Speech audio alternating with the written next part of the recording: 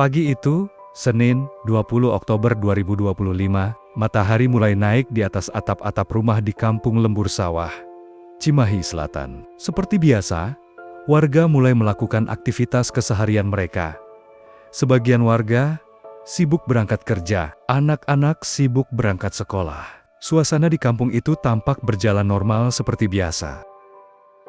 Namun, di satu rumah sederhana, di RT 4 RW 16, suasana justru terlihat terlalu tenang. Rumah milik Tati Kurniati, seorang ibu rumah tangga berusia 55 tahun, yang biasanya sudah terdengar sibuk sejak subuh. Pagi itu sunyi, tidak tampak ada tanda-tanda aktivitas sama sekali. Anaknya, Chandra 35 tahun, yang tinggal tak jauh dari rumah itu, merasa aneh. Ia datang menengok, seperti kebiasaannya. Tiba-tiba jantungnya berdegup kencang. Matanya membelalak. Ia sangat terkejut melihat ibunya sudah tergeletak di dalam rumahnya dengan banyak cairan merah di sampingnya. Ia langsung memberitahu ke bibinya, yang selanjutnya melapor ke ketua RW setempat. Mereka bertiga mendatangi rumah itu dan menemukan Tati Kurniati dalam kondisi yang mengenaskan, tergeletak tak bergerak, dalam keadaan terlentang dengan luka dan darah di bagian kepala. Warga pun geger. Mereka bertanya-tanya, siapakah yang tega berbuat keji kepada tetangganya seperti itu? Apakah wanita itu merupakan korban Rajapati? Lalu apa motifnya melakukan perbuatan keji seperti itu? Saksikan kisah nyata ini secara lengkap dalam tayangan Jejak Kasus X berikut ini. Terima kasih telah mengklik video ini. Jangan lupa untuk subscribe, like, share, dan komen. Selamat menyaksikan.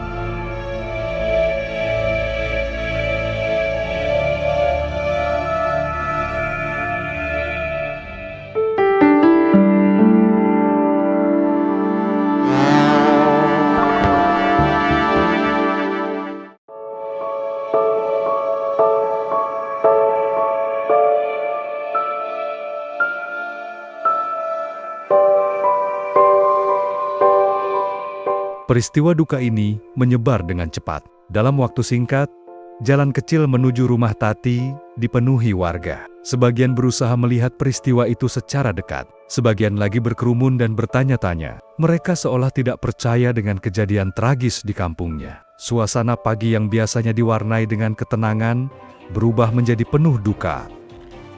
Usai menerima laporan warga, petugas kepolisian langsung terjun ke lokasi kejadian. Untuk mengamankan area, garis polisi dibentangkan. Tim Satreskrim dan tim Inafis Polres Cimahi melakukan olah tempat kejadian perkara. Beberapa saksi mulai dari anggota keluarga, tetangga dan para saksi yang melihat peristiwa penemuan jenazah itu dimintai keterangan oleh pihak kepolisian. Dari pemeriksaan awal yang dilakukan tim Inafis Polres Cimahi di lokasi kejadian, ditemukan tanda-tanda kekerasan dalam jasad korban. Di bagian kepala korban mengalami luka yang parah, namun polisi belum memastikan penyebab kematian korban. Kondisi rumah korban tampak rapi dan tidak menunjukkan tanda-tanda perampokan. Barang-barang di dalam rumah juga tidak berantakan. Bahkan perhiasan yang dikenakan korban masih melekat di tubuhnya. Namun polisi akan terus melakukan penyelidikan mendalam untuk memastikan kembali apakah ada perhiasan atau barang berharga milik korban yang hilang.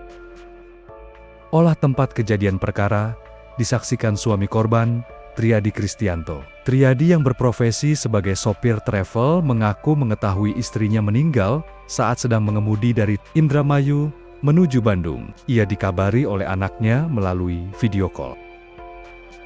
Triadi meminta polisi segera mengungkap penyebab kematian istrinya. Pasalnya, istrinya meninggal dengan tidak wajar. Triadi berharap agar polisi segera menangkap pelakunya dan dihukum seberat-beratnya. Jenazah korban dibawa ke Rumah Sakit Sartika Asi Bayangkara Bandung untuk diautopsi, guna mengungkap penyebab kematian korban.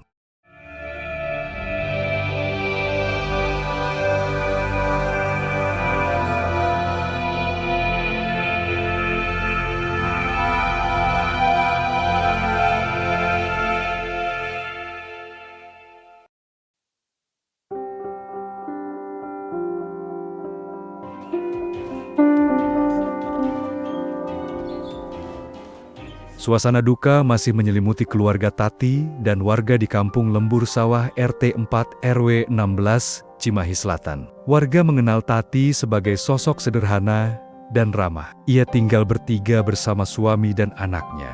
Hanya saja suaminya jarang berada di rumah karena bekerja sebagai sopir travel yang sering pergi keluar kota. Tati dikenal warga, jarang keluar dari lingkungan sekitarnya. Kesehariannya, ia mengelola warung kecil dan membuka usaha jasa rental PS di rumahnya. Meski kehidupannya tidak berlebih, tapi ia sering membantu tetangga yang kesulitan dengan memberi pinjaman kecil. Warga juga mengenal Tati sebagai orang yang tak pernah punya masalah. Bu Tati itu orangnya baik, nggak pernah ribut sama tetangga atau siapapun. Makanya kami semua kaget saat mengetahui Bu Tati meninggal dengan memilukan seperti itu, ujar salah satu warga. Akhirnya pihak keluarga hanya bisa menunggu dan berharap agar hukum berpihak kepadanya. Mereka pun mendesak agar kasus ini dapat diungkap secepatnya. Pelaku segera ditangkap dan dihukum seberat-beratnya agar keadilan dapat benar-benar ditegakkan.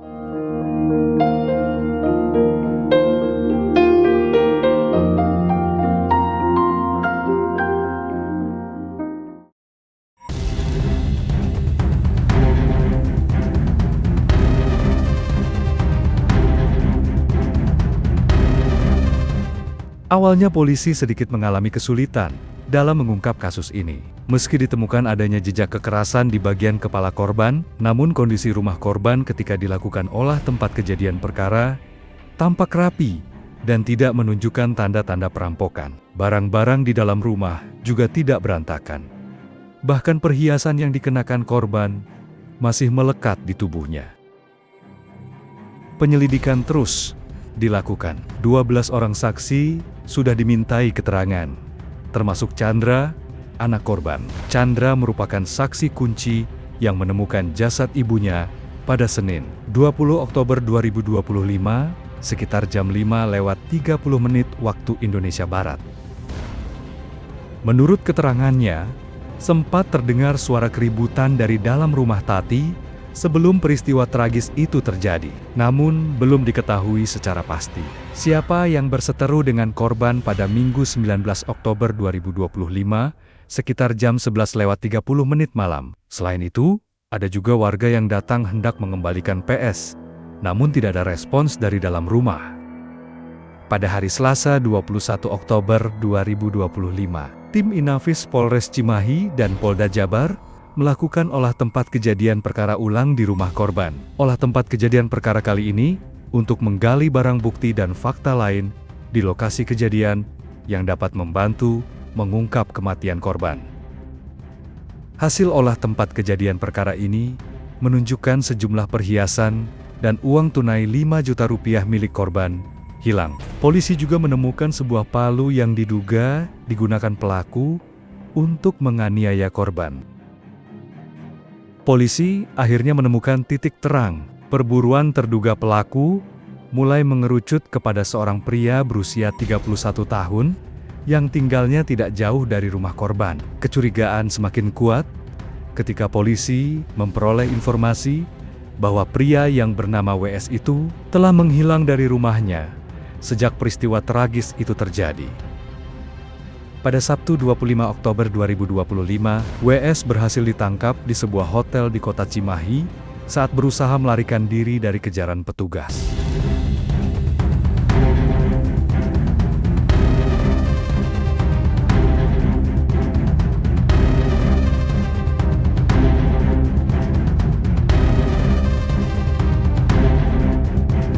Kurang dari 7 hari, tim Satreskrim Polres Cimahi berhasil mengungkap kasus Tati Kurniati yang ditemukan meninggal dengan cara memilukan di dalam rumahnya di Kampung Lembur Sawah, Cimahi Selatan.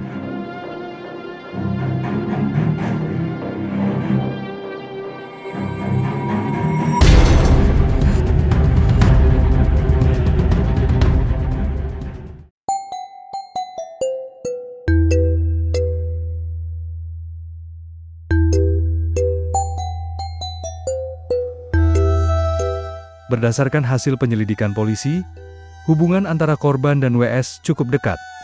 Bahkan WS sering keluar masuk ke rumah korban layaknya saudara sendiri. Ia sudah dianggap seperti saudara oleh keluarga korban. WS menjalani pemeriksaan intensif di Satreskrim Polres Cimahi. Matanya tampak kosong.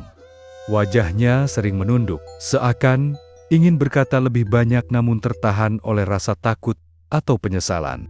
Di hadapan penyidik, WS mengakui perbuatannya. Ia menyampaikan bahwa motifnya didasari oleh dendam pribadi. WS merasa sakit hati karena pernah meminjam uang namun ditolak. Ia juga tersinggung oleh ucapan korban yang beberapa kali menyindir mertuanya yang sedang sakit dan kondisi ekonominya yang pas-pasan. Puncak emosi terjadi pada hari Minggu malam, 19 Oktober 2025. WS datang ke rumah korban untuk mengisi daya ponsel dan membeli rokok serta kopi. Saat membayar, uangnya tidak cukup, dan korban kembali menyindir dengan ucapan, "Mengapa membeli rokok saja tidak mampu, padahal suami dan istri bekerja?" Mendengar hal itu, WS seketika naik pitam. Saat korban masih menyapu lantai, WS mengambil palu di sekitar lokasi dan memukul kepala korban dari belakang hingga terjatuh. Pada saat korban akan berteriak, WS langsung memiting dan mencekik leher korban selama 3 menit hingga lemas dan menghembuskan napas terakhirnya. Setelah memastikan korban tidak bernyawa, WS mengambil perhiasan dan uang dari kamar korban, lalu kabur meninggalkan lokasi. Untuk menghindari kejaran petugas kepolisian, WS terus berpindah-pindah di sekitar Cimahi, hingga akhirnya ditangkap di sebuah hotel di kota Cimahi.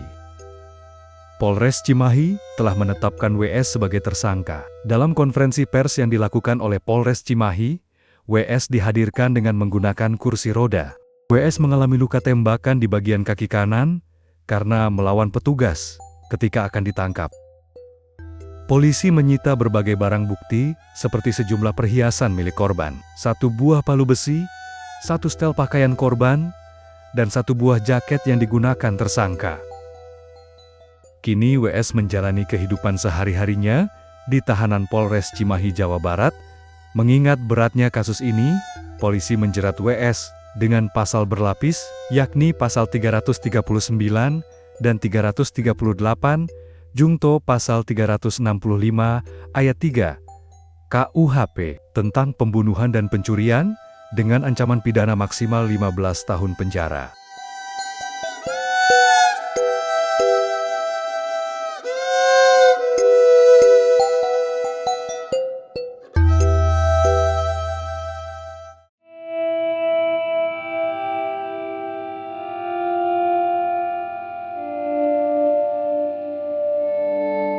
Tragedi itu menunjukkan betapa rapuhnya batas antara manusia baik-baik dan pelaku kejahatan. Kadang, semua dimulai dari hal kecil.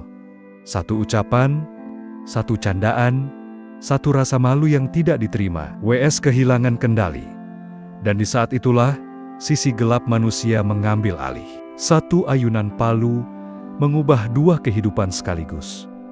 1 kehilangan nyawa, yang lain kehilangan masa depan. Tati mungkin tidak tahu, ucapannya malam itu akan menjadi pemicu kematiannya. WS pun mungkin tak menyangka, kemarahannya akan menghancurkan segalanya. Kini, di balik jeruji besi, ia menjalani hari-harinya dalam diam. Sementara di kampung lembur sawah, rumah kecil itu berdiri seperti monumen bisu, sebagai pengingat tentang betapa berbahayanya emosi yang dibiarkan membusuk.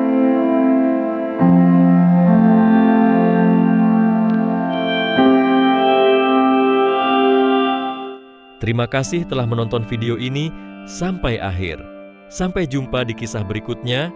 Jangan lupa like, share, dan subscribe untuk cerita-cerita kisah nyata lainnya.